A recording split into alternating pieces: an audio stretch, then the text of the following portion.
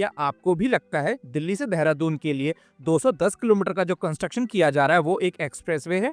आप यूट्यूब पे सर्च करोगे दिल्ली देहरादून एक्सप्रेसवे तो आपको बहुत सारी वीडियोस मिल जाएंगी, जिसमें आपको मेरी भी वीडियोस मिलेंगी जिनका टाइटल होगा दिल्ली देहरादून एक्सप्रेसवे। लेकिन आज इस वीडियो में जो मैं आप लोगों को बताने वाला हूं, अगर आपको वो सही लगेगा तो आप इसको एक्सप्रेसवे नहीं इकोनॉमिक कॉरिडोर बोलोगे। एक्सप्रेसवे स्टार्टिंग से लेके एंडिंग तक फुली एक्सेस कंट्रोल्ड होता है, जिसमें लिमिटेड एक्सेस पॉइंट होते हैं यानी इंटरचेंज। वहीं इकोनॉमिक कॉरिडोर एक से ज़्यादा रोड से मिलकर बना एक आर्थिक गलियारा होता है, जिसका मुख्य उद्देश्य उस क्षेत्र का आर्थिक विकास करना है, एम्प्लॉयमेंट क्रिएट करना होता है। एक्सप्रेसवे जहां से शुरू होकर और जहां पर एंड होता है उसके बीच में पूरा एक्सेस कंट्रोल्ड होता है।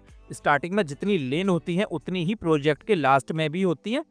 बट इस केस में आप खुद ही देख सकते हैं प्रोजेक्ट के स्टार्टिंग में अक्षरधाम के पास ये प्रोजेक्ट एक्सेस कंट्रोल्ड नहीं है।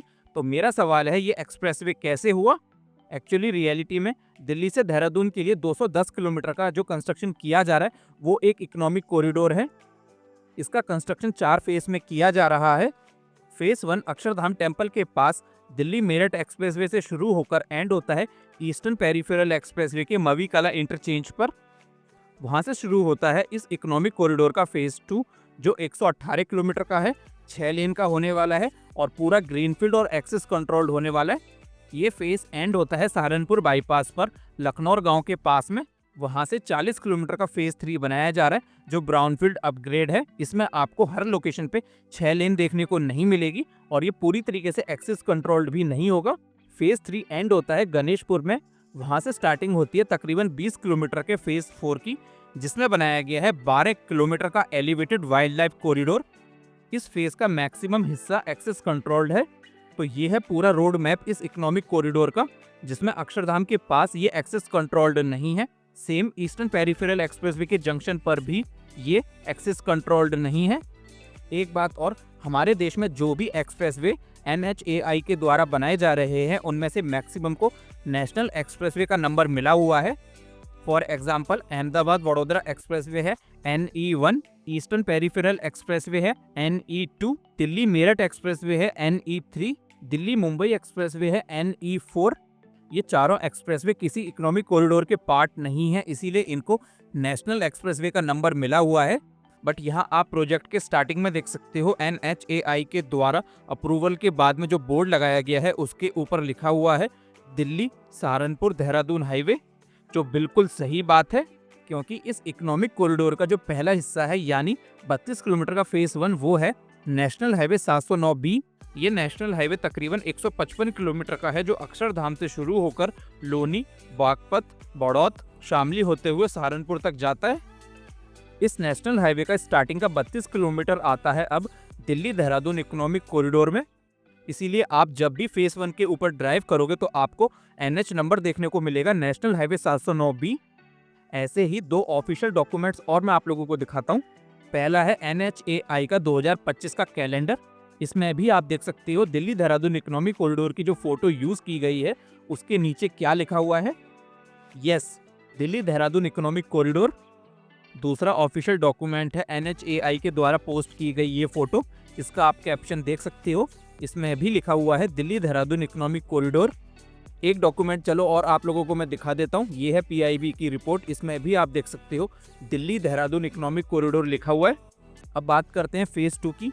फेज 2 गेम चेंजर होने वाला है क्योंकि यही रिड्यूस करेगा दिल्ली से लेकर देहरादून सिटी के बीच का ट्रेवल टाइम। फेज 2 इस इकोनॉमिक कॉरिडोर में एक एक्सप्रेसवे है क्योंकि स्टार्टिंग से लेकर एंडिंग तक ये पूरा एक्सेस कंट्रोल्ड है और 6 लेन का होने वाला है। इसका NH नंबर होगा नेशनल हाईवे 344G क्योंकि ये नेशनल हाईवे 344 की एक ब्रांच है।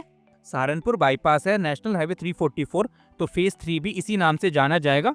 ये NH छुटमलपुर के पास मुड़ जाता है रुड़की की तरफ। तो दिल्ली देहरादून इकोनॉमिक कॉरिडोर का यहाँ से आगे का हिस्सा रहने वाला है नेशनल हाईवे 307। तो आप खुद ही सोचिए एक एक्सप्रेसवे के इतने सारे NH नंबर कैसे हो सकते हैं। आप सभी ने ट्रांस हरियाणा एक्सप्रेसवे के बारे में सुना होगा। ये एक्सप्रेसवे पार्ट है 313 किलोमीटर लंबे अंबाला कोटपुतली इकोनॉमिक कॉरिडोर का।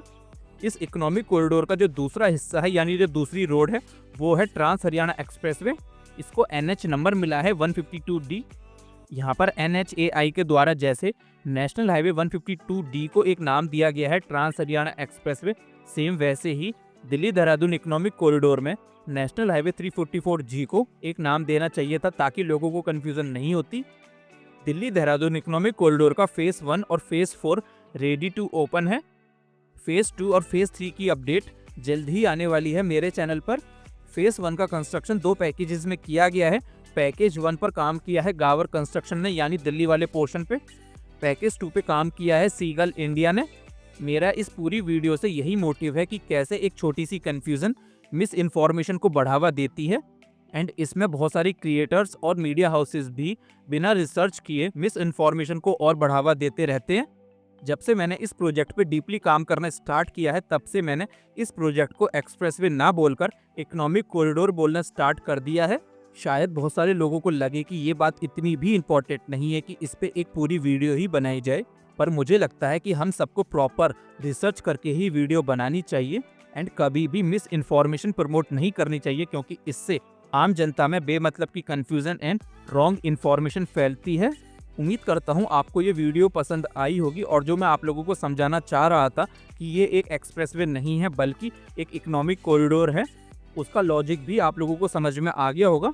अब आप भी इस प्रोजेक्ट के पहले 32 किलोमीटर को एक्सप्रेसवे ना बोलकर हाईवे बोलना स्टार्ट कर दो। एक्सप्रेसवे बस फेज़ 2 को ही बोल सकते हैं। चलिए मिलते हैं अगली वीडियो में।